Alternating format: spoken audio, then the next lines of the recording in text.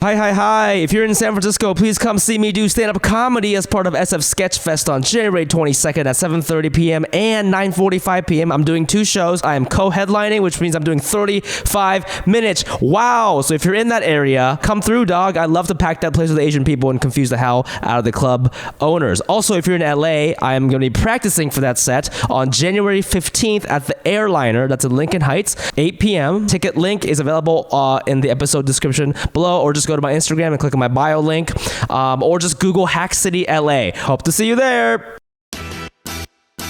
I got a ticket for drinking beer at a park alone. I was alone drinking Kirin Ichiban because I didn't get invited to a party or something, and I didn't have anything to do, and I just was drinking.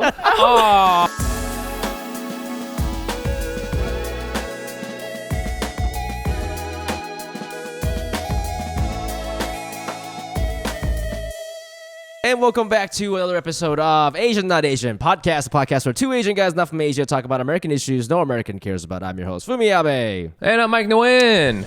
Today we're coming at you live from both coasts. It's Saturday, December 11th, and we hope that this podcast finds you warm and fuzzy, man, because it's fucking December, and honestly, it's really cold in LA, and I don't have, my heat is not working in my apartment, and what I've been doing is I've been boiling a pot of water.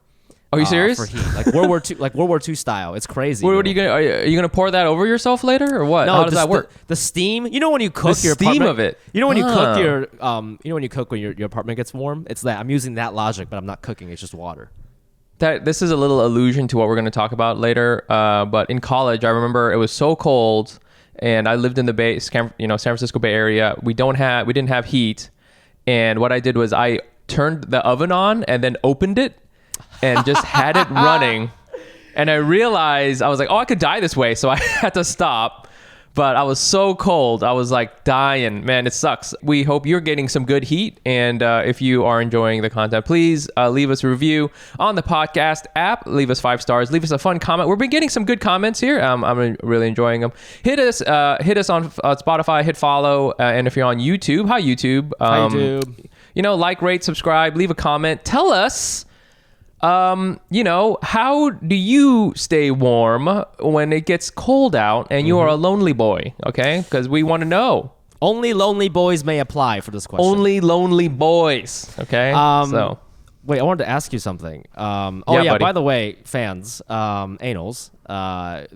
If you leave a review, we're at like 955. Between now and 1,000 reviews, we're doing this contest to see who can have the best review, and if you have the best review, Mike will get that tattooed on his thigh.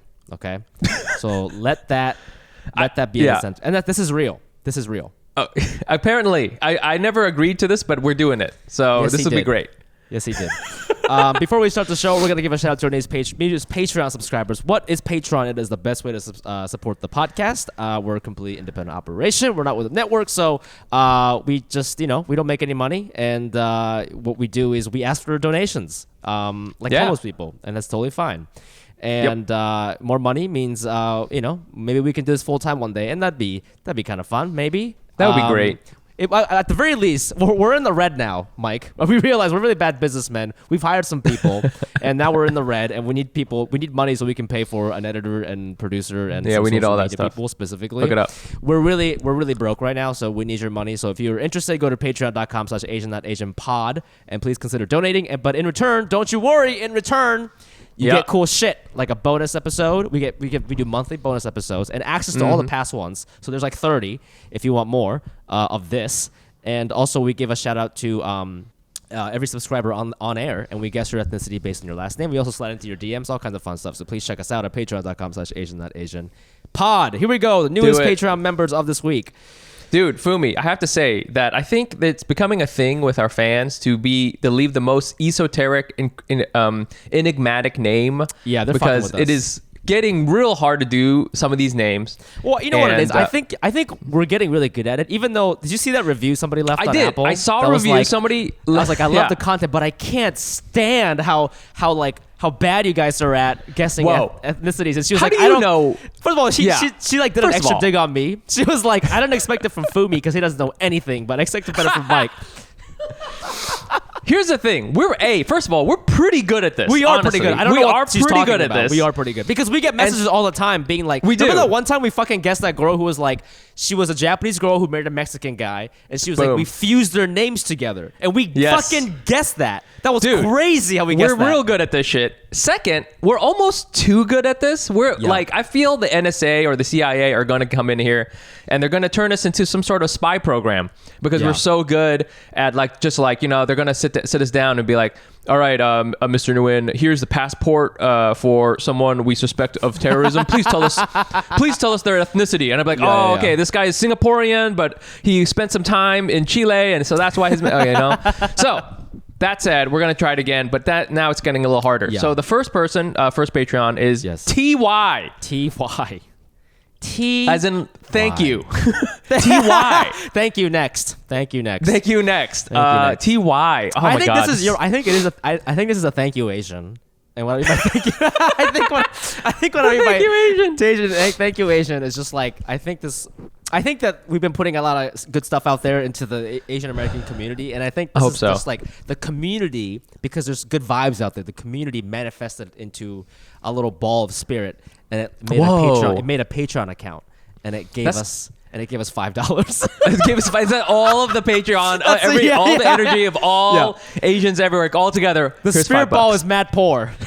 Spirit ball, mad poor. Most of the spirit ball's money goes into OnlyFans, so respect on that. And I'm gonna say this is every Asian ever combined to thank you. Thank you, Asian. So thank you for that. So much. Next we have Amanda Wu. Okay, thank God. Good old Amanda Wu. This is Chinese. Chinese. I think. Do we know this person? Do we? I think this person.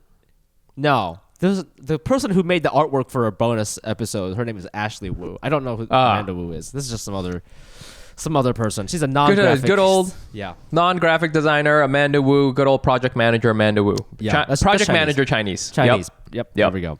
Next we have Cameron Ty Johnson. Cameron Ty Johnson. I mean, I want to say that this person is Ty, but that's a red herring. That's a trick. I think it's a trick, baby. It's an SAT question. Okay. you cannot go for the most obvious. It's a trick. No it's an SAT way. Question. No. You can't pick A. That's a trap. Ty is a trap. Mm-hmm. All right. This person. Cameron. I think Ty is like a nickname. You know what I'm saying? Cameron. Ty Johnson. Yeah. This is. I think this is a black dude. I think this is a black dude. I think it's a football player.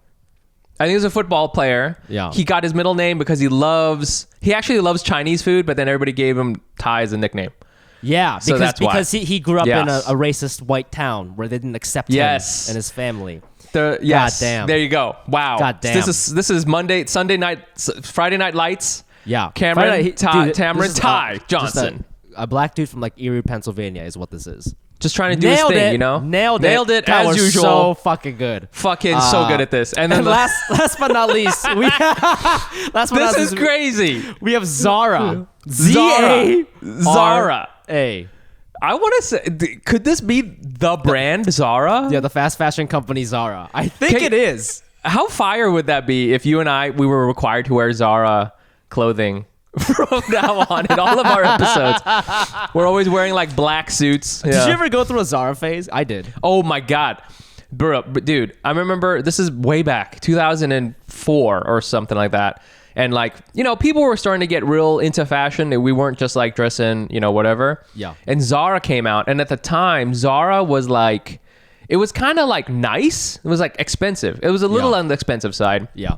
Everybody who worked in Zara, like at the time, you had to wear like a suit. They look real cool. Yeah. And I was real into it. And like I definitely went through a Zara phase where I had like really tight button-up shirts. You know, that I looked like I was going to go clubbing every single day. I wasn't. I was just going to Vons. But, you know, that was me. How about you?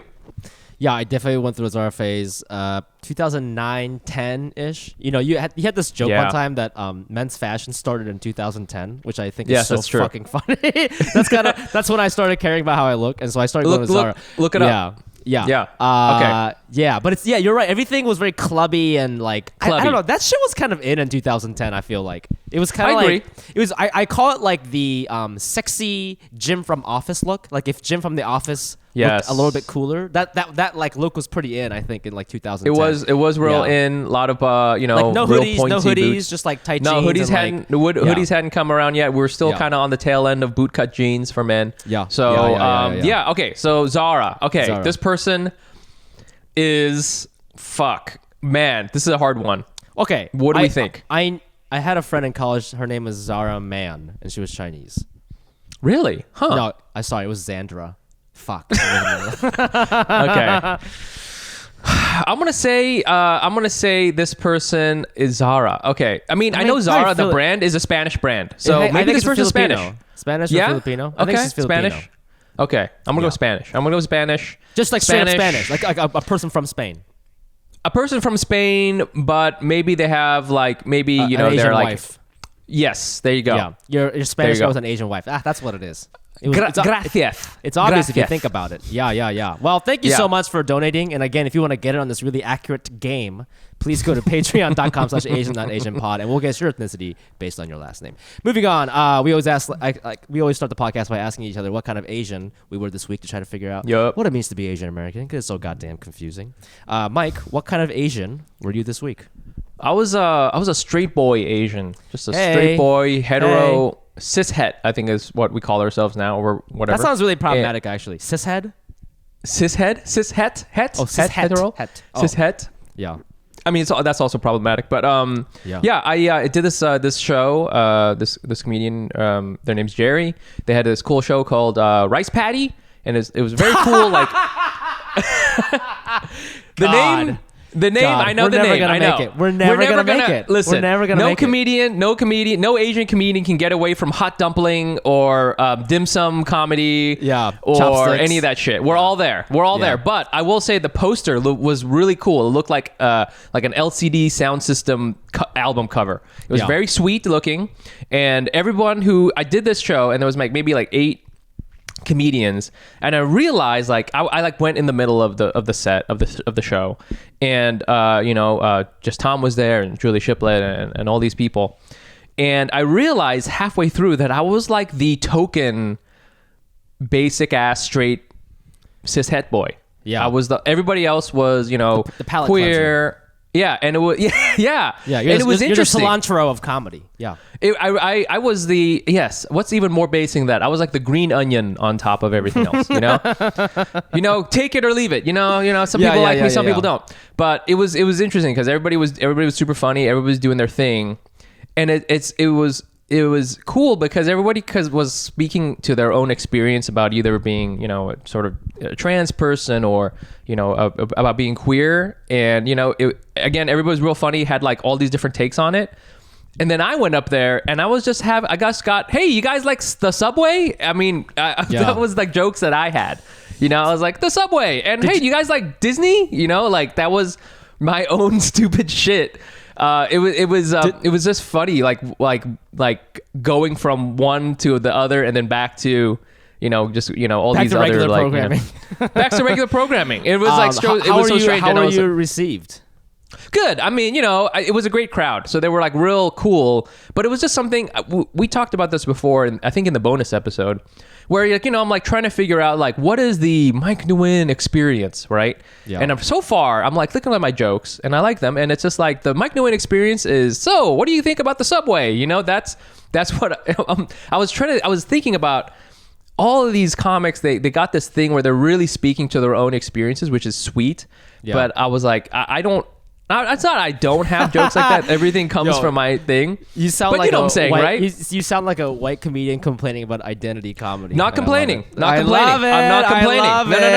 No. You're just like, why can't they just do jokes? Why are they gotta talk about their life? No. Here's the thing. I'm complaining about me. I'm complaining. Why do I have jokes about the subway? So that's really what I was trying to do. But it was a great show. I think there'll be more of them. Do you feel like I've been in situations like that where like for some reason I'm booked on some like queer centric show. But I think they do that like, first of all, if they wanted you there, they thought your style would fit the show, right? So I always it was good. I always try to remind myself like, oh, I'm like, yes, I'm a straight guy, but like I'm not up there like doing the worm or something, like I'm like mainly talking about my digestive problems, and I feel like that's just like you could be a queer person with diarrhea. You know, that's universal. Oh baby. yeah, for sure. So I totally hear you there.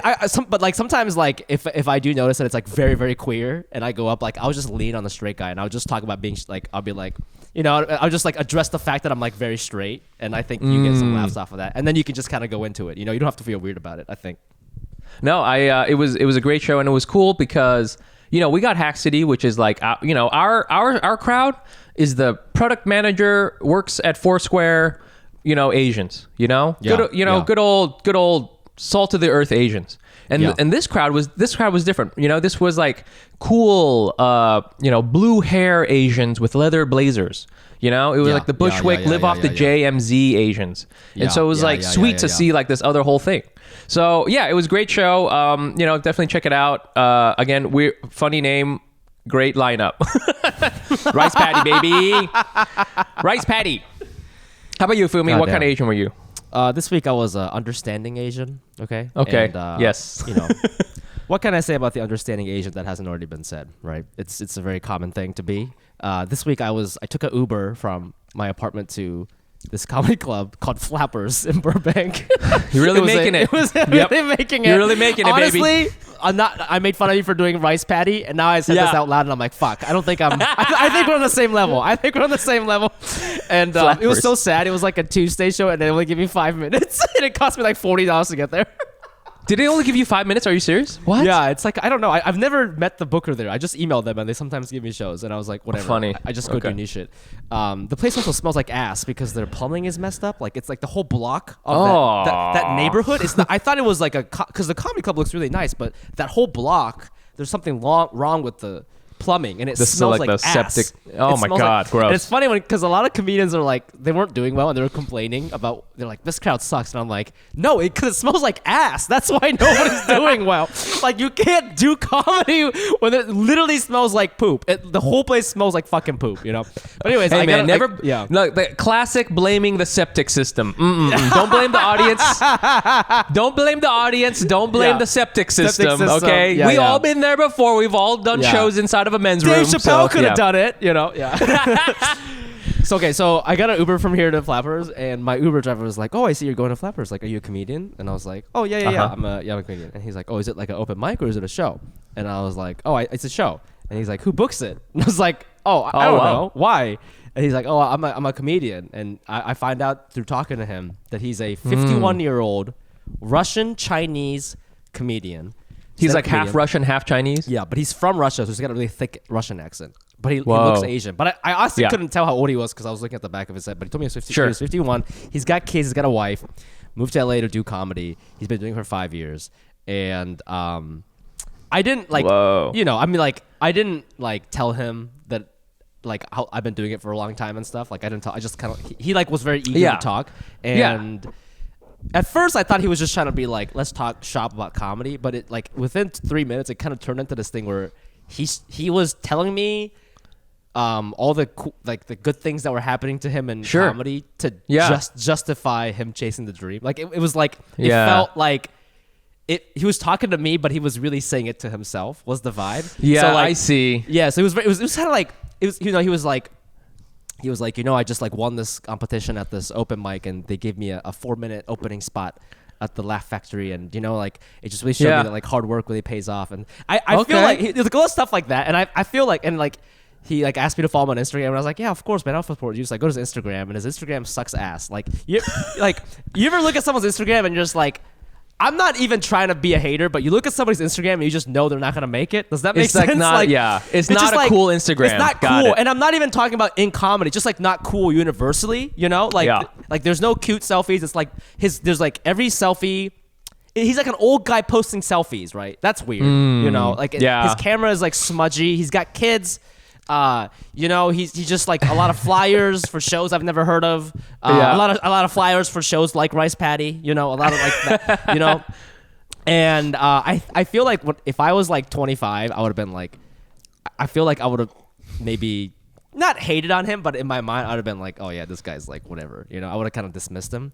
But because I'm a little older now, I really felt like dreams is a life force. You know what I mean? Yeah. Does that make sense? Yeah. Like, I Yeah. felt like if I had brought him down, he would have like killed himself or something. You know, like he was like he's 51, and Yeah. he's like, I don't know, he's just like a nobody, right? And Right. and he's chasing and he's like thinking about like talking about like doing arenas, and he's like, I don't do TikTok, I just want to be funny. You know, he's like that Yes. rhetoric of like, I just want to be funny. You got to be the funniest, and you know, we Yeah, all know yeah, that's be not funny. true, right? We all know that the funniest person Yeah. doesn't know is not the successful, right? So like, Yeah. it was like kind of sad to see, but also I was like, I don't want to say anything because this is the reason why he's alive right now. You know what I mean? He's got to do And, this thing. Yeah. Yeah. Does that make sense? I don't know if you've met people. It like makes a lot of sense. I mean, geez. I mean, this guy is us. Just look again in your mind, and you'll realize you were the one driving the Uber, Yeah, bro. yeah, Okay, yeah, that's you. yeah. Okay, that's That was like me. That there was is me. no difference. You know what I'm saying? Like you realize that you've been this person the whole time.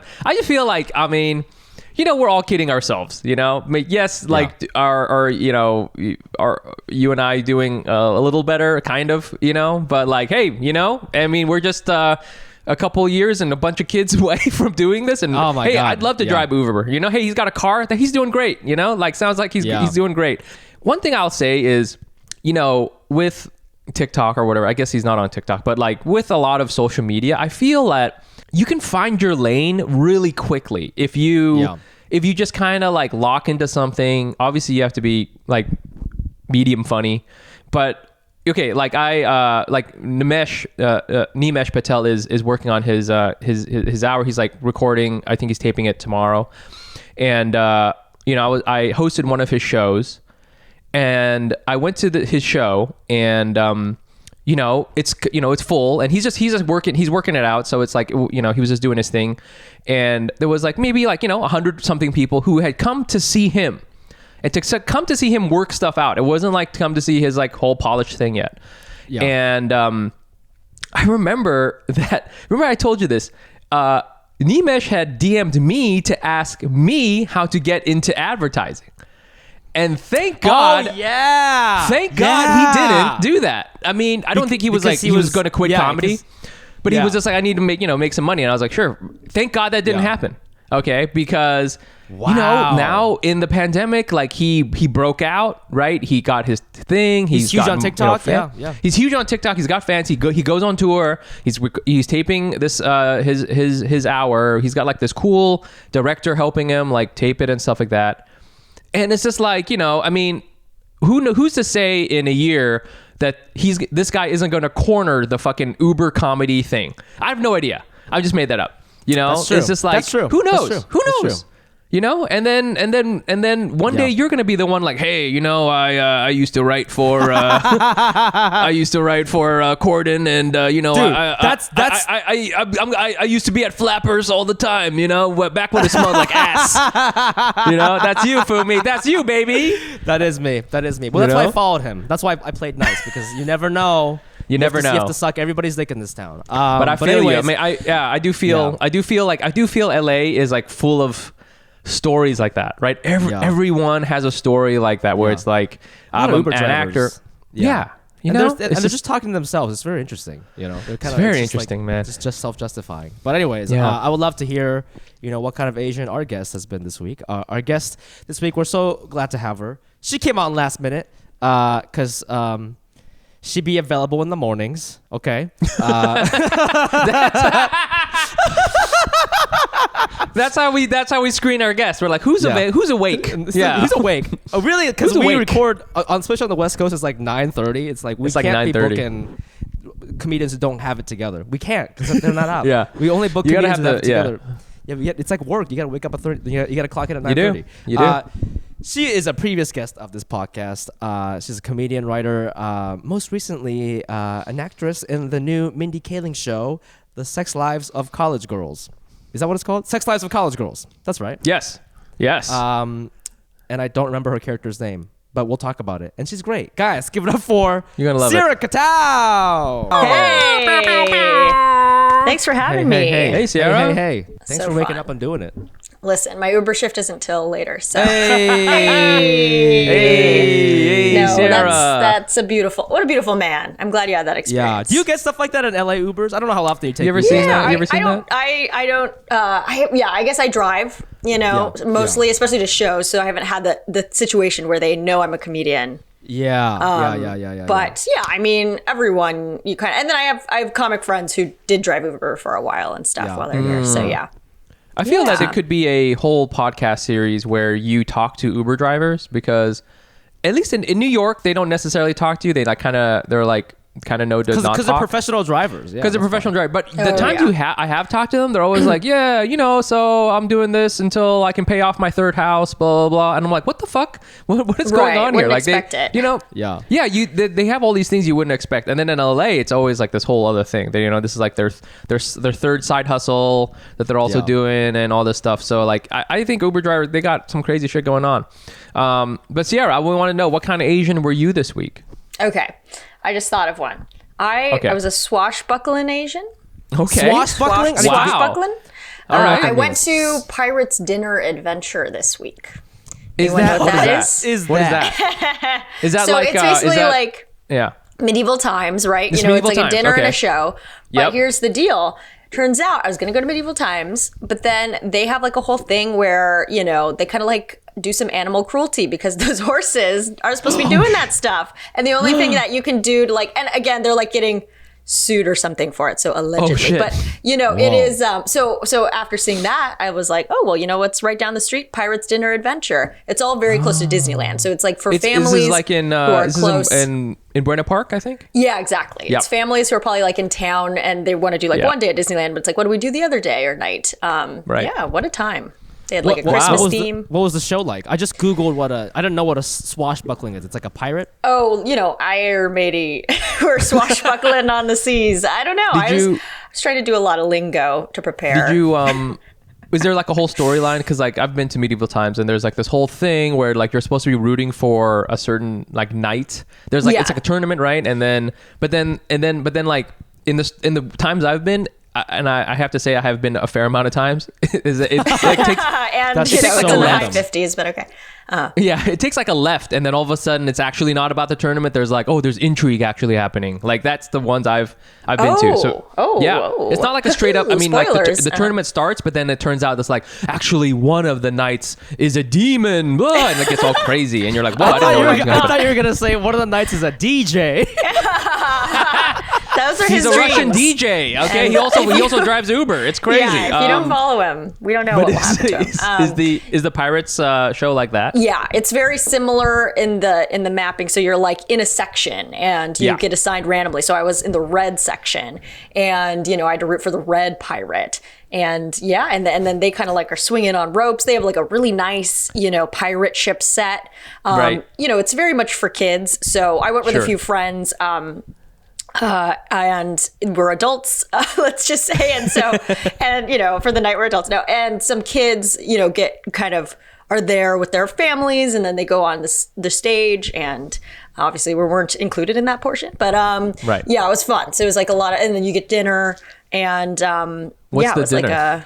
I got there's a few options. I got the chicken. They had shrimp in there, and there's some mashed potatoes. Some friends got the vegan option, and that was like a black bean I have a patty with a question. couple. Are these That's things great. big in LA? Because near where I live is, Yeah. I always drive past it. It's this place called Magic Castle. That's very different. What is that? So the Is that a Magic strip Castle club? is a That's a strip club for me. historical. No. A lot of magic in there. No, Spearmint Magic Castle Rhino. is like a historical, like magic hub. Like it's honestly like the Comedy Store of magic, except for like better in the sense that like you know if you're a young magician and you want to make it, you go there and you like apprentice That's your way up. crazy. Whoa. I Yeah. thought this whole time it was like medieval times, but for like wizards. Oh, That's okay. what But I mean, yeah. So Oh. it's like you can go watch magic in there, but Yeah. it's like a classy affair. They have like a dress code. My second cousin like went up through there as a child, and he like became a fucking huge magician. Shout out to Latimer. His name's Latimer. Is that his? Is His that his? last name is Latimer, and then he went by Latimer. Is that? Oh, that's his name and his I stage name. think. Oh my god. Yeah. With a name like that, you got to be a magician. Yeah, I guess. yeah. You have no choice. Yeah, I can't imagine that's what fucking happened. telling your. It's hard enough to like telling your immigrant parents you want to do comedy. I can't imagine Oh my God. telling them you want to Well, do magic. so- That is- But like, wanna be okay, a here's the magician. thing about my family, right? His mom was an actor and a dancer yeah. in Oh, Vegas. okay. Like, I So mean, like this is they like- did like a little like we're the Chinese sisters. So yeah, so it come from that was definitely a thing in That Vegas was the for sure thing. in the 70s. Yeah, they Okay. did that. Chinese So sisters. We're the Chinese sisters, the Lee sisters, and they did Oh. dances. So it's a showbiz family. Wow. Got it, got it. So like being a magician, that's like the stable consulting job. His parents are like, when are you gonna stop fucking around and start pulling rabbits out of hats, man? When are you gonna stop fucking around and working on your sleight of hand? Come on. Right. Why These do I cards- still this have my col- wallet in my pocket? Yeah. You fucking slacker. Come on, take this watch off my wrist. Come on, you know. What's it? FUMI, have you ever been? So this kind of reminds me. In Japan, the closest I can think of is they have that robot show. Have you ever Okay. been to that robot show? Okay. This you is what I been gotta to say the about the robot roto shot as a Japanese person. Okay, that. Oh, yeah. I Go don't ahead. know this as a fact, but like my hunch is that is a attraction made for dumb Yes. tourists, right? Yes, It's not like 100%. It's No, no, not no. a. It's like regular salaried men do not go there. You know. No. Yeah. No. I It's see. yeah. I mean, I think if anyone. I don't know if anyone is like, let's go look at a traditional Japanese robot show. You know, it'd be. Yeah. This is their culture. This is their But culture. what I think is they're making money off the racism, so I think they're like, oh, people Ah. abroad think we're all like. Oh, yeah, you know, and, and so they took that sound. They 100%. took that sound. Yes, And they're like, yes. they made it. Like it's not even like if it was Gundam, it's a different thing because Gundam has its own fan base and it's like a anime. Yeah. It's a very, it's like a very respected story and that's a whole different thing. It's not Gundam, it's not Transformers, it's not Evangelion. It's like just a random robot with like bikini girls on top. So they're just Fumi. like. These Nice. these white guys. They think this is what Japan is. Let's charge them $100. Right. I love Throw 'em off that the you're scent. like this robot show is not our culture. Our culture is It's these Gundam. robots here. It's these robots actually. Please. This is nothing like Evangelion, okay? Unit 001 is completely different. I love The it. culture is still robots, but You're absolutely these are not robots representative of our people. yeah.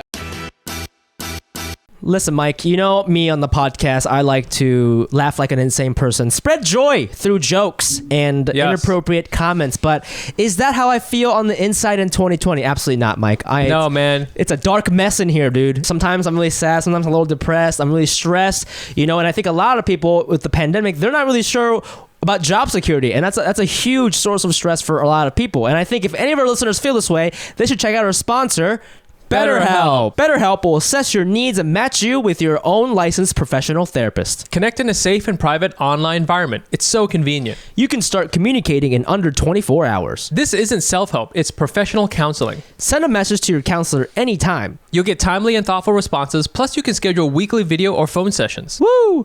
All without ever having to sit in an uncomfortable waiting room. You know how those waiting rooms can be, bro. BetterHelp is committed to facilitating great therapeutic matches, so they make it easy and free to change counselors if you need it. And it's more affordable than traditional offline counseling, and financial aid is available. Licensed professional counselors who specialize in depression, stress, anxiety, relationships, sleeping, trauma, anger, family conflicts, LGBT matters, grief, and self-esteem. I want you to start living a happier life today. As a listener, you'll get 10% off your first month by visiting our sponsor at betterhelp.com/Asian. Join over 1 million people who have taken charge of their mental health. Again, that's BetterHelp, HELP.com/Asian. Hey fellas, this episode of Asian Not Asian is brought to you by our favorite producers of ball trimmers, Manscaped. The global leaders in below-the-waist grooming are leaving 2021 with new product. Clean yourself into the new year with their ultra-premium body wash. Also, special offer alert, use the code ASIAN for 20% off and free shipping at manscaped.com. 4 million men already trust Manscaped. Time to join them. Honestly, the highlight of my 2021 was finding Manscaped because for a long time, I think the listeners know this, I've had a huge pube problem, and by pube problem, I just mean it was just out of control. My pubes were not, they were unruly, they were rude, And at times they could be a little racist. But the thing with Manscaped is I can use that now to kind of trim it all off. 2022 is on its way, and the last thing you want is to be the guy with pubes getting in your way of making this year your best yet. 2021 sucked, and that's why Manscaped is making a splash and upping your grooming game. Their signature lawnmower 4.0 is here to take down every pube. That is so aggressive. This tool is amazing, and I'm confident using the 4.0 to leave 2021 and my gross pubes with it. You know what else I'm confident about? Smelling like $1,000,000. You may be asking how, and I'm happy you did. I use Manscaped Refined Cologne with the same signature scent that's in all Manscaped formulas. A great complement to your collection. Let's talk about being clean, feeling and smelling good. The new Ultra Premium Body Wash from Manscaped solves all three for the perfect addition to your daily grooming routine. But in the shower, I shower every day and hope you do too. This body wash is infused with aloe vera and sea salt to keep your skin feeling clean, nice, and moistured. With Manscaped, you'll be a brand new man and ready to kick all the gross hair and smell out with 2021. Use the code ASIAN for 20% off plus free shipping at manscaped.com. I'm all in on confidence and smelling good this new year. Join me with Manscaped. Get 20% off and free shipping with the code ASIAN at manscaped.com. That's 20% off with free shipping at manscaped.com and use code ASIAN. Happy New Year to your balls. Well, we had you here last time, last year. Geez, I don't even know how time works anymore, but I think it was August of last year. Oh my God, was it August? Oh my God. Yeah, August of last year. Hot, and now it's cold. And now it's cold, baby. That's how seasons work. And so we wanted to get into, now you're on the show, and you're tell us about your character. Like this is like this is on HBO. And HBO the Sex Max, Lives of College Girls. Tell us about the show and who you play, what the show's about. Yeah. Okay, we love it. Okay, yeah, so I play Evangeline on the show, one of the students, but the show is basically about 4 freshmen girls who are not me, but are 4 freshmen who are roomed together, first years. They're like all different personalities, and it kind of follows their like maybe first semester-ish through the college, and like there's drama and there's jokes, and it's a big world. It's supposed to be like a, kind of preppy private college. It's fictional. It's called Essex College, but it's kind of based on like Dartmouth, which Mindy went to, or like Yale, which the other showrunner went to, or, Harvard. Like it's like these kind of preppy New England schools and all the shit that goes down there, sororities, fraternities, hard classes, and big buildings. Did you? So this is Mindy Kaning's show's Sex Lives with College Girls. Did you get to work with her at all? I did. So she was there. Yeah, she was there on set and stuff. So like it was super fun. I made her laugh once with a joke. Whoa, awesome. But yeah, no, she was there and giving us like notes and stuff. Especially like the first couple episodes. I think they were like finding the tone, and she wrote the first episode with Justin. Was that crazy? Because like she's like the GOAT. She's been. Oh yeah, it's insane. I've met her before for a job interview, which I did not get hired on. But anyway, so that was crazy. And it was like fun to see her again, and like in, this setting of like, this was like years ago when I had first met her. So this was sort of like, she has ascended because, Never Have I Ever came out. Multiple other shows that she'd worked on came out. So yeah. Now, let me ask you this. Mike and I were talking about this earlier. You play a college student, a college freshman. Maybe a sophomore. Well, actually, I might play I don't know how old. I think that it's implied that your character is like a year older than. Yeah, I'm like an upperclassman, I think. Yeah, but you were obviously not 19 years old. How did you feel about playing college? Because Mike and I were talking like that. Jesus, how dare you? Mike, what the fuck? We were talking about how Mike has aged out of that casting. I feel I've aged out of it. I feel I'm at best I could play a TA. That's maybe like I could probably go down to that point. I have a theory that with Asians and age, no one freaking knows what's going on. Like I think it's really like literally nobody knows. And so so every Asian I see on television, I'm like, whoa, they look way older, or I can tell they look way older than they're supposed to be. Yes. And then the casting director obviously probably didn't know, or I don't know, right? It's just like a thing where it's like, so unless you're Asian, you may not know how we age. That's so funny. Yeah. So they don't look at our faces enough to know. We can kind of slip under the radar. Yeah. They don't know. Yeah, we kind of age Yeah. like golden retrievers. You know what I'm saying? We look good for a long time, and then all of a sudden we're real fat and hairy. Right, and that's it the just drop gets all off. But crazy. that doesn't come till like 60s, 70s. So I you're agree. good. And I think, you know, I mean, like, okay, did you guys ever watch Gilmore Girls? A little bit, yes. So I feel like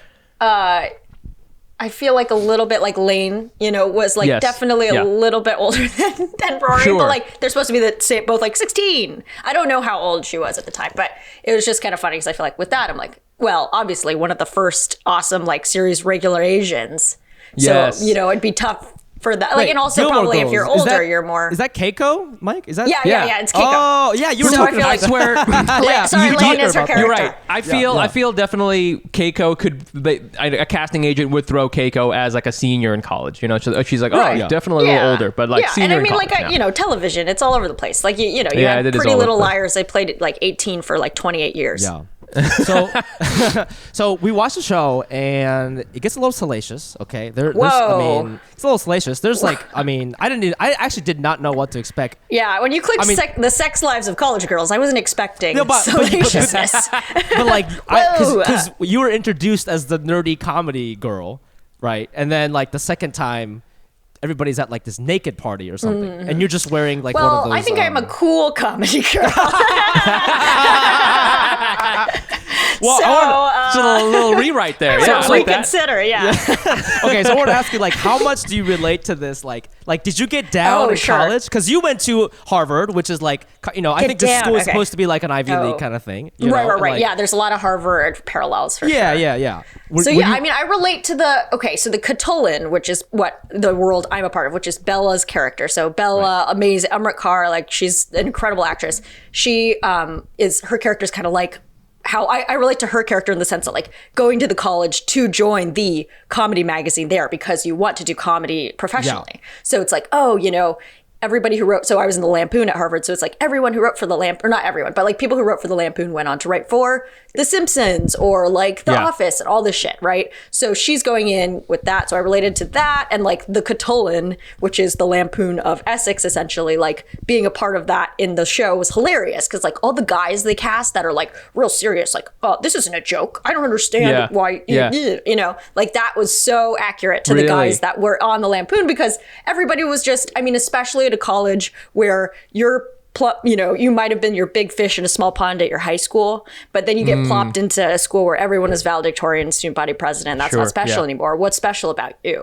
So people really cling on to these other identities, like, well, I'm in this frat, or like, well, I, you know, I'm really good at Rowan crew. And then in the Lampoon or in the Katow, it would be, well, I'm amazing comedy writer, and so like I gatekeep the shit out of everyone else here. Yeah, for sure. So that's like what it is, and that was very, very accurate. This is so fascinating. I feel like I didn't even think I knew what the Lampoon was until I got to college. Like, I forget that there's a whole group of people who like choose colleges based on their like comedy programs. Like, not as I don't I mean, know. a lot of Yeah, people come to like Bowen Yang came to NYU to do Hammer Cats. That's like a lot of people come to NYU to do like their improv. That's like a team. thing. I mean, was like getting into the Lampoon, was that like, I mean, what is it? You just like submit a packet? Is that like Sure, That's so yeah, intense. that's a lot of writing. And so, and then my personally, I actually went through art. So I do illustration and stuff. And so there was like a comics way you could kind of get like making comics and like doing funny drawings.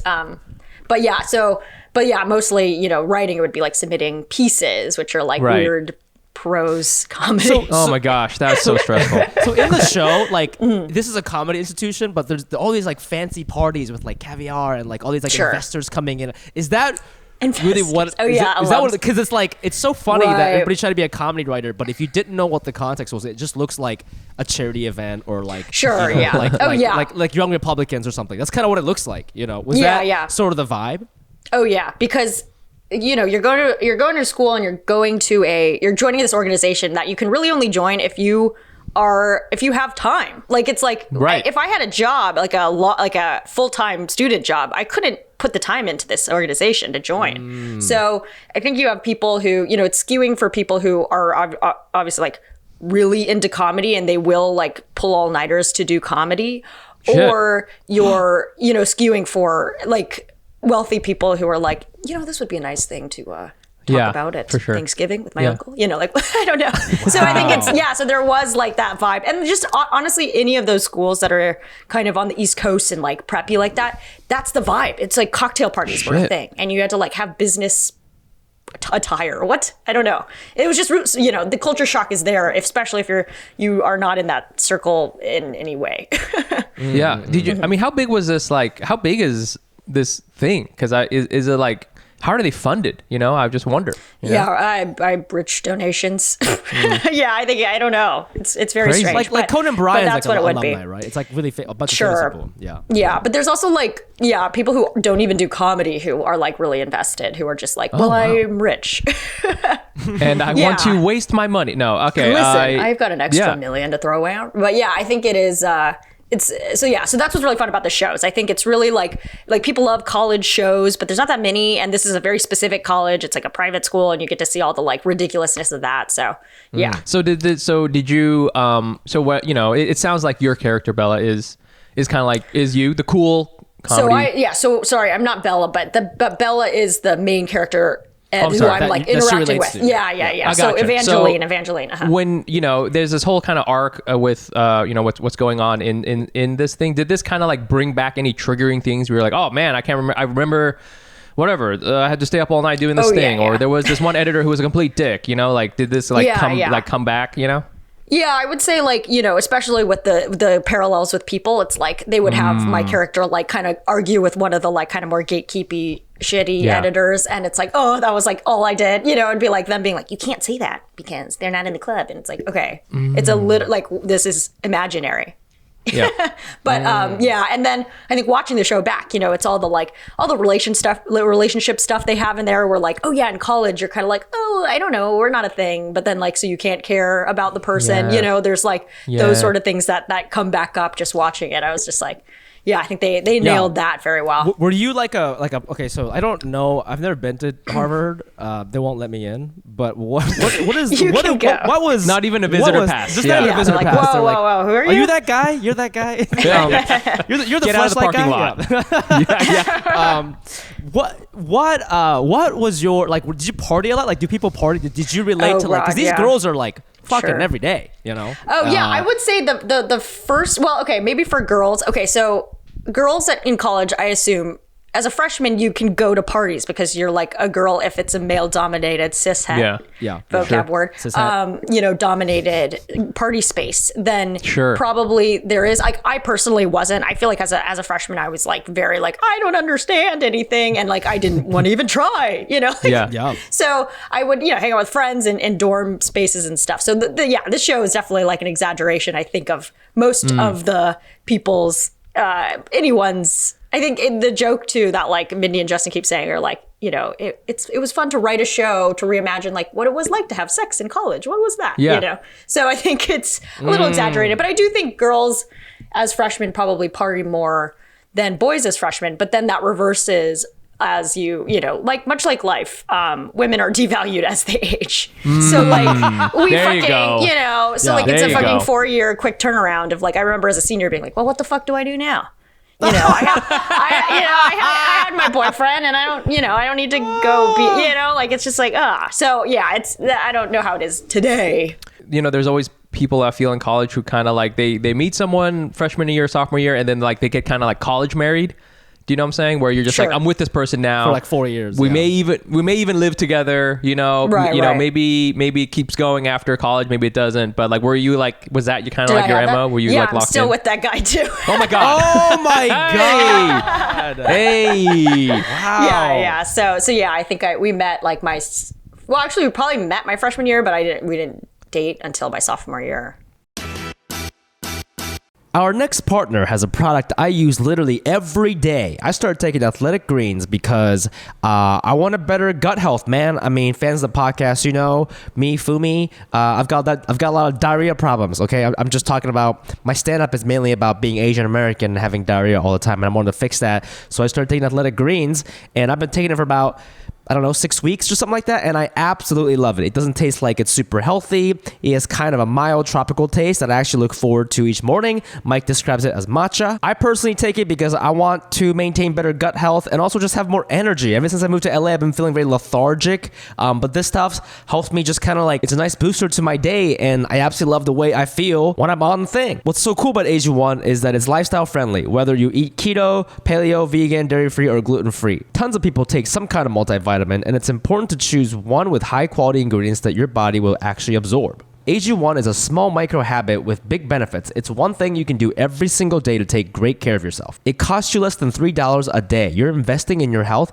and it's cheaper than your cold brew habit. And if you're not sold by now, Athletic Greens has over 7,000 5-star reviews, and that is better than what our podcast grade is, according to iTunes. Right now, it's time to reclaim your health and arm your immune system with convenient daily nutrition, especially heading into the flu and cold season. It's just one scoop in a cup of water every day. That's it. No need for a million different pills and supplements to look out for your health. To make it easy, Athletic Greens is going to give you a free 1-year supply of immune-supporting vitamin D and 5 free travel packs with your first purchase.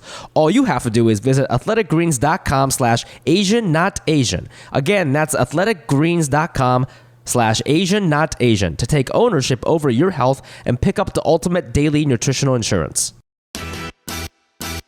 What's up, anals? It's New Year resolution time, and guess what? Did you know January is National Mentoring Month?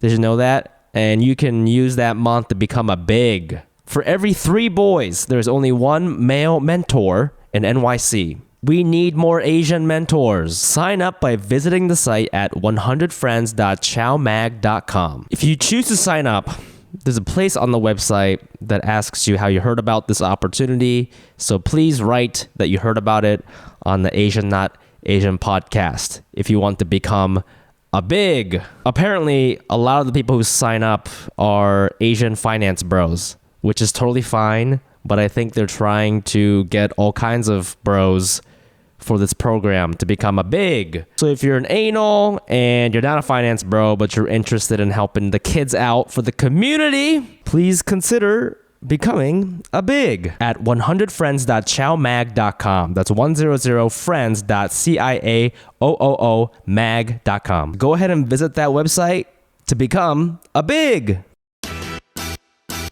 Hello, Anos. If you've ever been watching or listening to the show and thought to yourself, why does FUMI and Mike look so sensational? It is because we use Hawthorne. Hawthorne is a premium men's grooming brand that makes it quick and easy to be confidently your best with skincare and hair care made just for you. I could lean on that drugstore stuff, but am I really trusting that with this face? I could go get overcharged at a department store, but what I really need was a company I could trust to set me up with a grooming routine full of tailored products that was still affordable, and that's Hawthorne. So lean on Hawthorne to upgrade your body wash, shampoo, and deodorant. Let them recommend a face cleanser and moisturizer that elevates your game, and of course, finds your perfect cologne. First, you take the Hawthorne quiz. They ask me things like, what is my shape of my face? What's my face's main need? What is the area under my eye look like? What kind of soap do I like? What kind of drinks do I like? What's my personality? The quiz was actually really fun. It was nice to think about the shape of my face and what kind of soap I like, bar or liquid. It's good to think about that stuff sometimes. At the end of the quiz, you'll view customized products tailored to your body, skin, hair, and lifestyle. They're like exfoliating skincare set, colognes, deodorants, shampoos, conditioners. It's all good stuff. At the end of the quiz, you'll view customized products tailored to your body, skin, hair, and lifestyle. Hawthorne stands by its customers, so if you're not completely satisfied, they'll retailer your products for free based on your feedback and pay for the shipping, so there's really no risk. So make sure you're ready for anything or anyone that comes your way by taking Hawthorne's quiz today. Go to hawthorne.co and use promo code NOTASIAN to get 10% off your first purchase. That's HAWTHORNE.co, promo code NOTASIAN. Hawthorne.co, promo code NOTASIAN. I would say that at Berkeley, there was like the party scene wasn't as big as, it was very, I wouldn't say these people are nerds at all. I would say actually they're just very type A. I think there's a difference. They're not necessarily uncool. They're just like very focused on, I need to get a job at Deloitte. you know, and like that kind of thing. You know what I'm saying? Although you know, and then there was like you know, we didn't have like a huge Greek system. I mean, we have a lot of fraternities and stuff like that, but like if you were in that system, the Greek system, you were kind of like isolated from the rest of the, you know what I'm saying? Like you kind of were in that world and you didn't like cross pollinate necessarily between like the Gen Pop, the regular folks. But I mean, you know, I remember like there's a scene in the show where there's a party where it's like anything but clothes.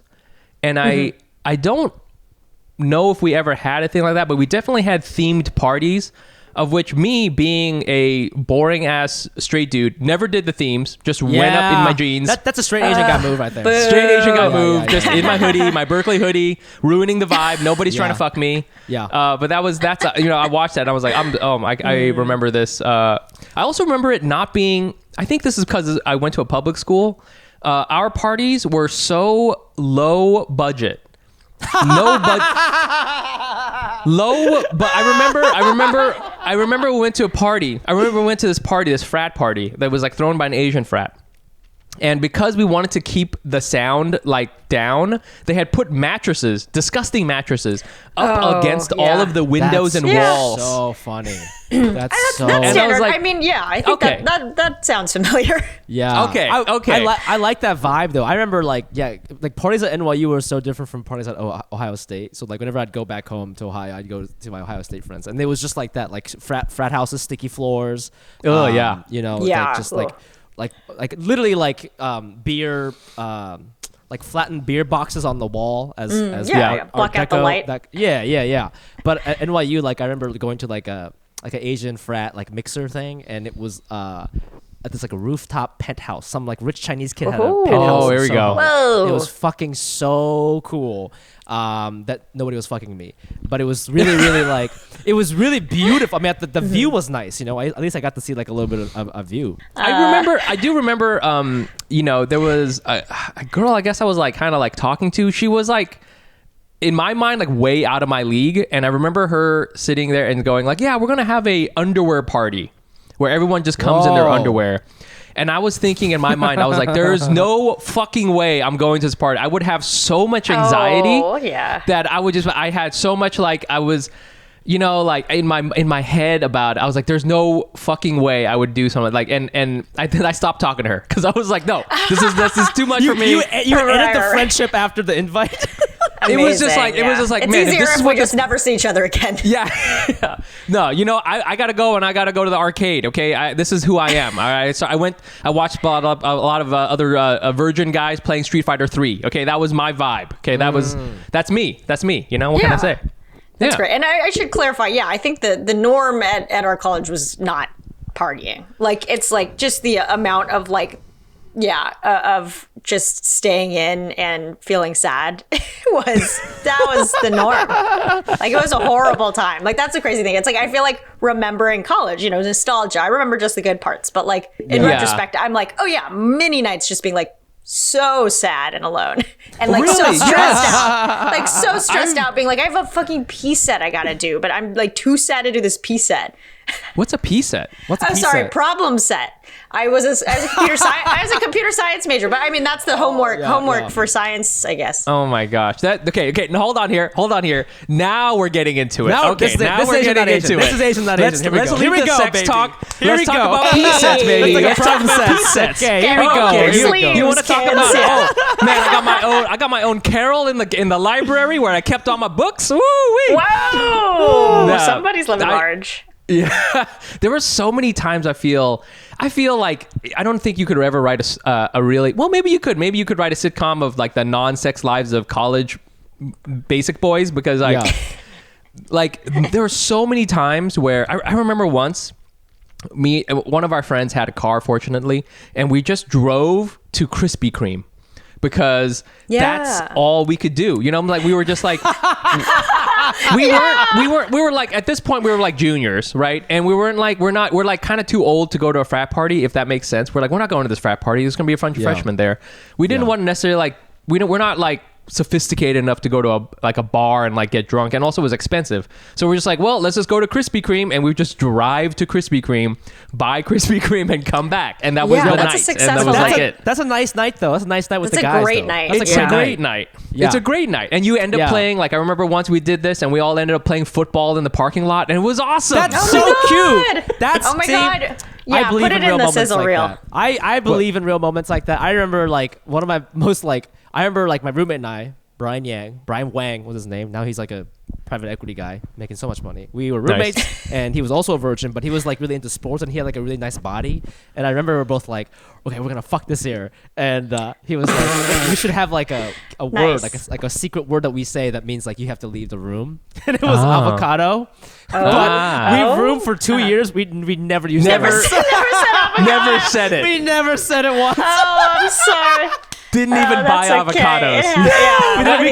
We couldn't look at it. We couldn't even look at it. We were so ashamed. Yeah, cut that word out of your vocab. Yeah, I would say I remember a group of guys, some friends literally drove to another college to go to a party over there, like at Wesleyan University, and they came back and they're like, it was beautiful.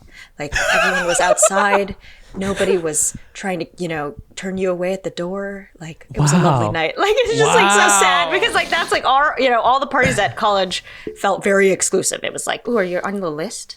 Oh, what's your name? my God. Yeah, it was Fuck crazy. that. Ivy League vibes, man. That's amazing. I definitely feel like I'm glad, even though there were many nights where I was like really bored. I'm glad that I did that because I don't think I would have enjoyed like a real party school, like a Florida State, Arizona State situation. Ooh, I always think back, if anything, this is how much of a broke boy I am in my mind. If anything, I wish I studied more. I can't even. I sometimes wish I'm like, man, I should have just. I had so many Fridays where I could have just been reading. Like that's really where like my head is at. So That's what you'll say on your deathbed. I wish I just studied a little more. I regret not reading Socrates. And I just passed away. Oh no. But when you were in college, did you guys both wish you went to like a Syracuse or like a Arizona State, like like a party school, or like is that how you feel right now, Mike? Or like at the time you wish? Because like I don't know, did you enjoy Berkeley? It sounded like you're struggling. I did. I mean, I didn't enjoy it. I'm glad that I went. Well, I was very social. Right. So like I went and, I wouldn't say parties, but like, we would like do a lot of hanging out. And I wish sometimes I had taken it more seriously. That again, this is how much like Asian immigrant I was. Like, what a wasted opportunity. I just got 1 degree. I should have gotten 2 degrees or something. I could have done it. Yeah. You know what I'm saying? Instead, I was like working out a lot. I was like, why am I working out? Who cares? Like this is so weird. It's a particularly tough time to be like, okay, time for academics now. Because it's like you're getting thrown. I felt like as somebody who was so studious in high school, it was the first time I drank alcohol. It was the first time I like partied. It was like the first time I was like in a social setting with people. So it really felt like, oh, this is like the worst time for me to like crack down and learn how to, do a little C++. Because like I really want to go out and like meet new friends and like be in. So it's like hard to balance, right? Or like even working out is like a fun possibility because you might meet somebody. I think it's just like, it's hard to be hard on yourself because at the time it's like, we're like 18 and that's like a crazy time. It is. This is okay. Matt, this is great. This is wonderful. I love that we're moved away from the sex talk. Yeah, I'm so glad. I'm so sorry we were gonna do that with you. What were we thinking? What were we trying to do? Like, let's talk about trying sex. To be like, no, girls gotta eat. What are we? You know what I'm saying? Yeah. We're not that. That's we're not not call her us. daddy. That's not us. We're not calling her daddy. No, Okay, we're more Radio Lab vibes. We're Radio Lab. Okay, we're gonna talk about how can we maximize our social time, but also get straight A's. That's what we're trying to do. Right.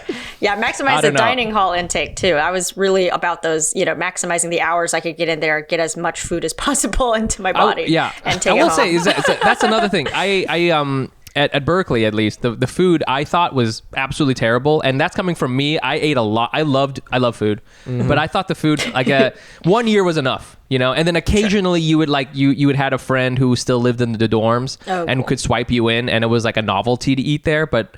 Just thinking about it right now, I'm like kind of queasy. So like, I don't know, was the food real good at your school? Our Ivy Leagues. I'm imagining. You'd think no, horrible. It was like notoriously bad. They fed us, I mean, I'm sure I've talked about, I don't know if they fed us swai, which was like a white fish that apparently like we would like Google it because it would be a lot of swai. It'd be like fried swai. Oh, boiled swai. Oh, and it's like I've never heard of swai before, and like there was a whole investigation. And it's like kind of like a it's one of those like questionable fish. That's like almost like a shark. You know what I mean? Yeah, it's like a white fish. And anyway, shit! Almost like a shark from Japan. Yeah. It's too high on the food chain for comfort. It's a baby whale. You're eating a small whale. whale. We're just eating dolphins at this point. And Yeah. and then but I would go. I think because I was so used to eating like at home and like eating a lot of like the same things, and I mean I could eat. I'll do it here. I'll cook like a big pot of juk and I'll eat that for 12 servings straight. Yeah. But in college, it was so variety. So I was really like, ooh, you could do savory, then sweet. Ooh, you can go over here and get the sprinkles, So I was going to town. So the buffet style of it, I was like, we got to get our money's worth. But also, I think I, eventually developed like a horrible palate. And but luckily I wasn't exposed to so many foods where I could even compare it. Like I had my first, uncultured, but I had my first chicken tikka masala in the dining hall, and I was like, "This is great." And it was horrible. Yeah. Like it was bad. I think it's a very common experience for people who come from Asian households because we do kind of eat the same thing over and over again. And I think the most interesting to me about the college, this is so funny. We're talking about dorm food now. This is fucking hilarious. The most interesting thing about college for me was it's the first time you kind of get to see how other people eat, because I feel growing up, I think all of us have asked ourselves at one point, what do white people eat? And you get to see it in real time for the first time. Sure. And that was fast. I remember there was a guy I was eating with after class, and he was like, got milk, and then he, I mean, what I'm about to say is like pretty regular, I think, but I just didn't know people did that. He just put he got like the Hershey's like chocolate syrup thing, and he just put it in milk, and he was like, "Oh yeah, that's how you make chocolate milk." And like I didn't know that. I thought you just bought chocolate milk from the store. And it was just like I was like my mind was blown that people would just do DIY chocolate milkshake or chocolate milks or whatever. That's the kind of shit that was like really really stimulating my brain at NYU. Yeah, this is now a chocolate milk podcast. Okay, that's the kind of energy we have. Let's not talk about sex. Let's talk about chocolate milk. That's the kind of culture you learn in college. Really expands your really worldview. And it makes me feel better that even at Harvard, people are just kind of like, well, we're just eating dorm food and studying at the library. It's not. I always feel same. There's some sort of like secret like skull and bones situation that your guys are all pledging to. You know what I'm saying, or whatever. Sure. I mean, people did join final clubs, which was like our equivalent of secret societies. But I don't think I mean, it's not going to change. They have to do that, but they still got to go to class, I presume. They still got to eat the same shit. No, they could definitely just order in, I suppose. Anyway, they may have had their own chef. That's fair. But I think, it was a lot of anytime there was rice in the dining hall, I would just scoop that shit onto multiple plates and shovel it into my mouth. But it wasn't the good rice, though. It wasn't the good rice. Was it the good rice at Harvard? It's all the flaky rice. The fucking flaky rice. Long grain bullshit rice. I've never been so disappointed in my life. It wasn't fluffy or good in any way. Oftentimes it was like partially hard, like a little like burnt and uncooked on one side. Did you have a thing where you tried to, because you weren't allowed in ours at my school to take food away? Right. Because I think they were afraid that people would just have piles of food at home. Yeah. You could take like, I think it was like the rule was like you could take like an apple or like a banana. Yeah.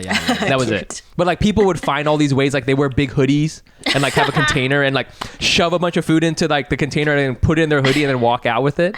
So that was like the thing. Brilliant. So you could have all this food in your door and like in the dorm. You're like, oh my God, you still have the fucking beef bolognese that we had, and you're just like eating it. Gross. Yeah, I think people would steal some stuff, bring their own Tupperware. I think if you also kind of befriended the people who were like, looking out for that stuff, like they hopefully wouldn't tattle. I kind of miss dorm food. I wonder if they'll let us go eat it at some. Like, do you think that would be a great? Okay, if there's any I think you can. Yeah. So this is crazy. I don't know. I used to have the NYU ID for a long time.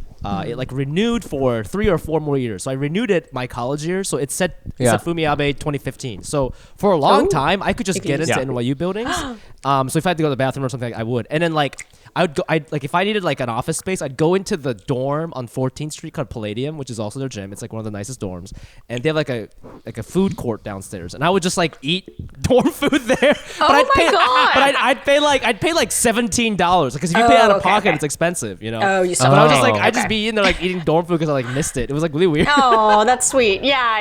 I went back and I didn't get dorm food, but I got like the regular takeout that I would get, like the Chinese restaurant, and I realized, oh, it's not good. But in college, it was the best thing you ever tasted in your life. So I think realizing like, oh, I think the dorm food just destroyed my palate in a way that I like thought this was amazing.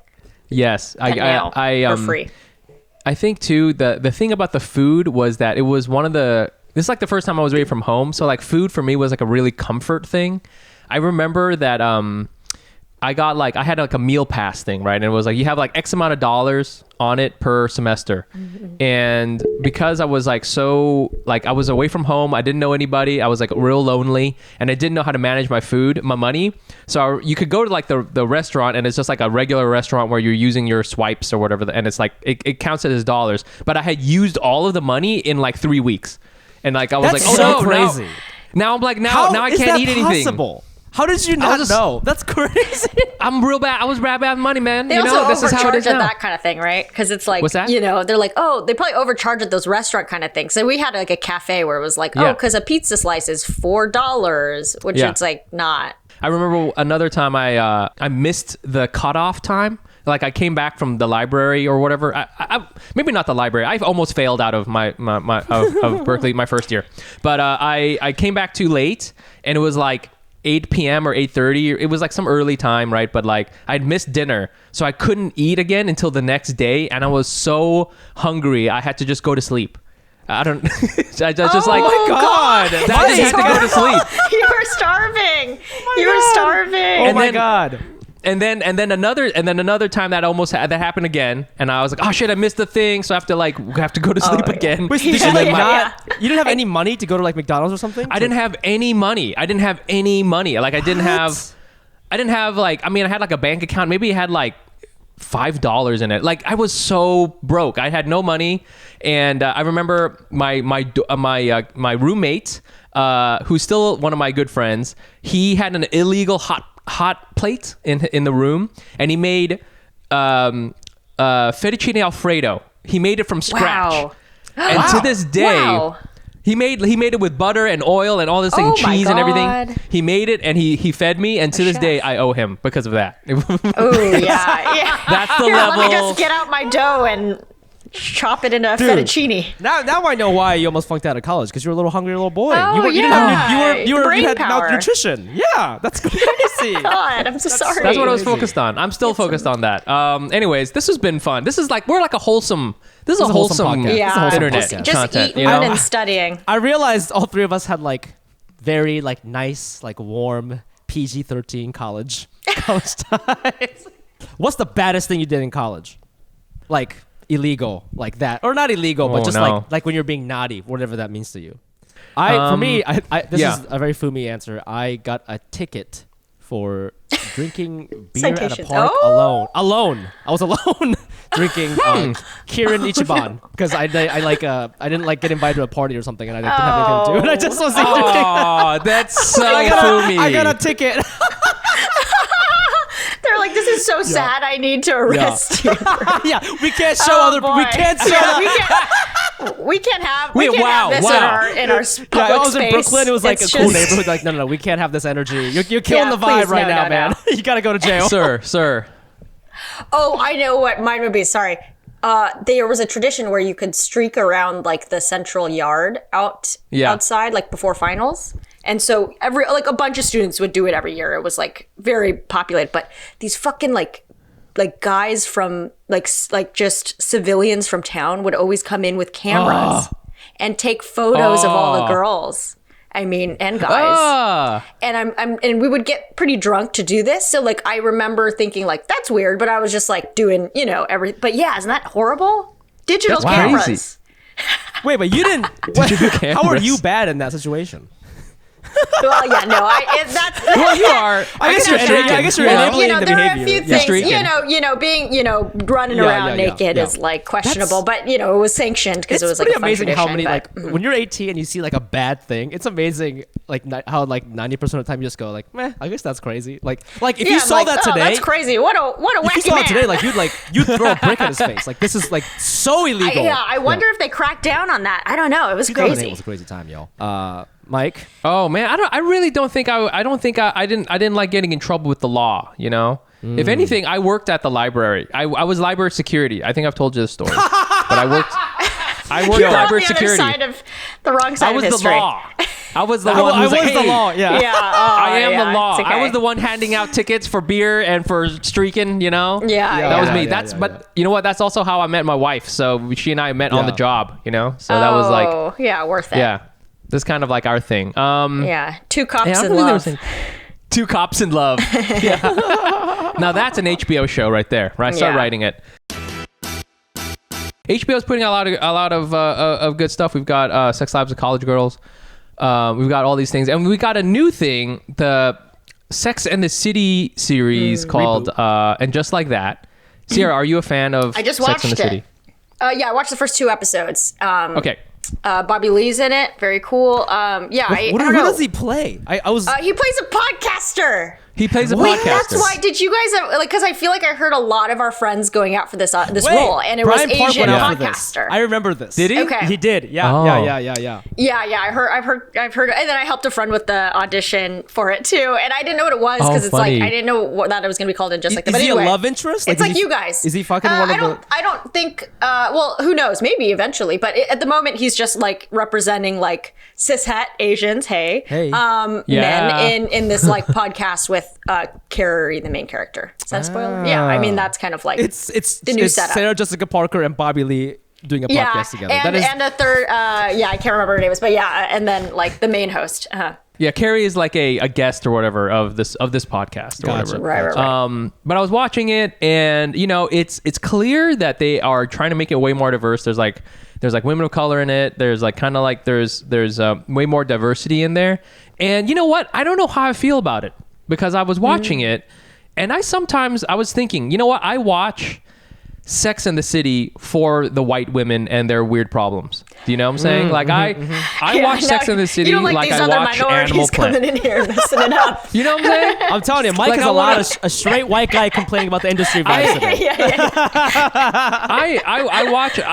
I watch it like I watch, I watch Animal Planet. You know what I'm saying? It's like that. Those are their problems, and I want to see what their problems are. You know what I'm saying? It's like, what's going on with Meerkat Manor? Okay, that's the energy that I'm trying to bring here. So I just feel like if you're gonna have like all these diverse characters, because like there's like cool diverse characters, just like make a show about them.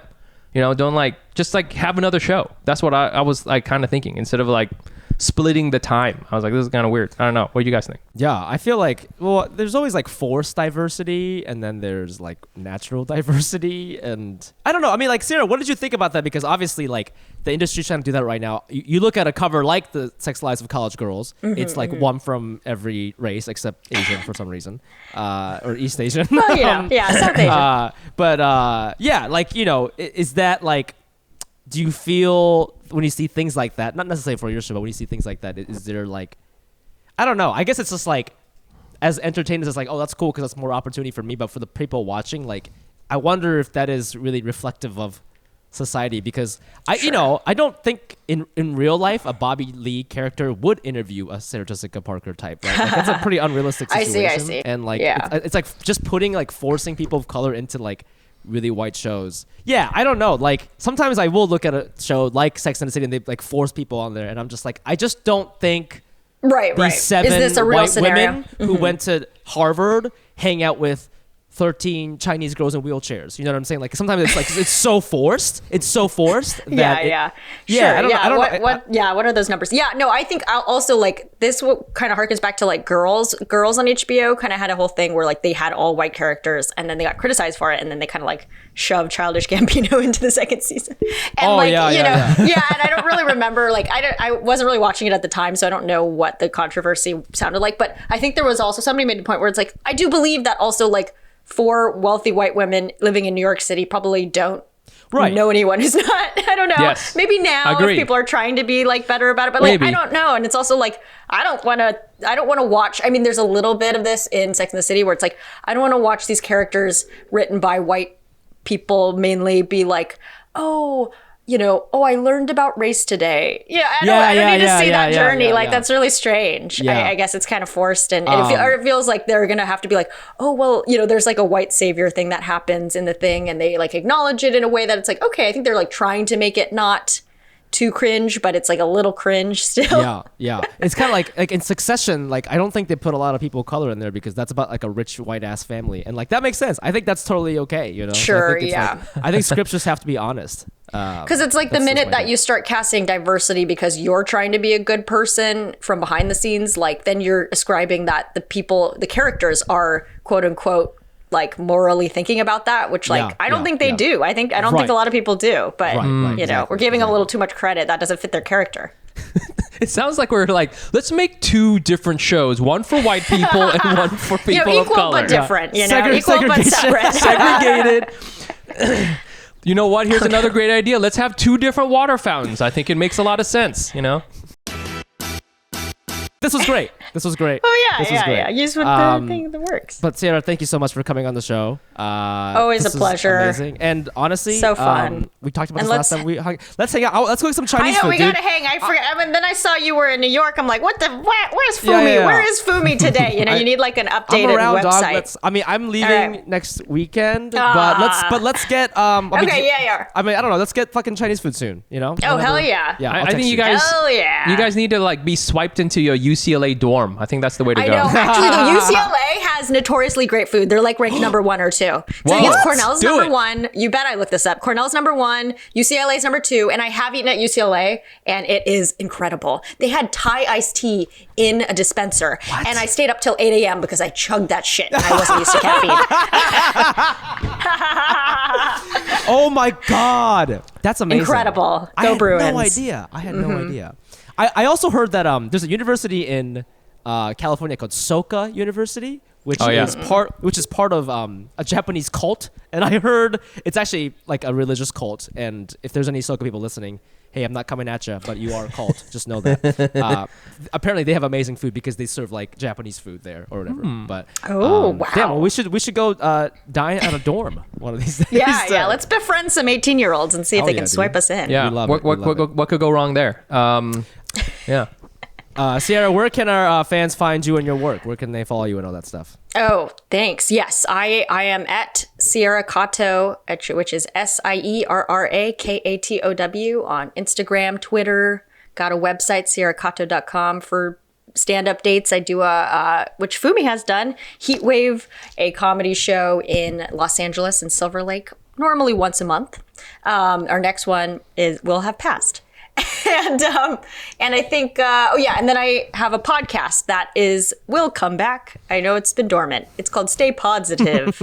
STAYPODSITIVE. And and watch Sex Lives of College Girls on HBO Max. It's a fun one. I'm gonna need you to cut you off for a second there. You now you're gonna go by the correct pronunciation of your last name? You're gonna go by. Yeah. You guys fucked it up? No. You just for a long time you went by Katow, so I was like, that's like a choice you made. That's true. Well, I knew it was What do you Katow. mean a choice I made? I don't know. People introduced you as Katow like on JFL and shit. I was just like, oh, I guess that's what she's doing. Oh, really? Oh, no. Well, because they fucked it up. And I'm not going to spend my precious time on stage correcting them. Are you kidding? Well, no, it's Katow. I know I it's try Katow, to tell but people, yeah. everyone freaks the fuck out and they go, okay, Katow, okay. And then they go on stage and they say, Katow. They can't do it. It breaks everyone's brain. But I would it's properly Katow, like a Japanese Katow, but it has the W, which was another white man's in putting that on when they came over, I presume. But there is something fun about Katow that I was thinking, I don't know, maybe I should decide at some point. But we love to honor a family name. Well, if you've made it this far in the podcast, I apologize for saying Katow. No, it's fine. It's fine. I'm aware that it's Katow. Please follow us here, Katow, wherever you can find her on the internet. And also please follow us on all those social platforms at Asian.AsianPod. I'm also on there at the FUMI Abe, the CHEFUMIABE. And you can find me on Instagram at Nice Pants Bro. Please come to our next Hack City show, which will be in January 14th. At Union Hall 7:30, and Mike and I will also be at San Francisco SKETCHFEST on the 21st and 22nd of January. So go to SF SKETCHFEST, just Google it, find our dates, and come to our shows. Mine's on Saturday, January 22nd at 8 o'clock and 10 p.m. Mike is doing a bunch of other shows both days. So we'd love to see you, San Francisco. Yeah. And I think that is it, right? That's it. I think that's Tell it. us about your dorm experience. That was a great dorm experience. All right, Love Anos, it. we love you. Thank you so much, and we'll see you guys next week. Bye. Bye.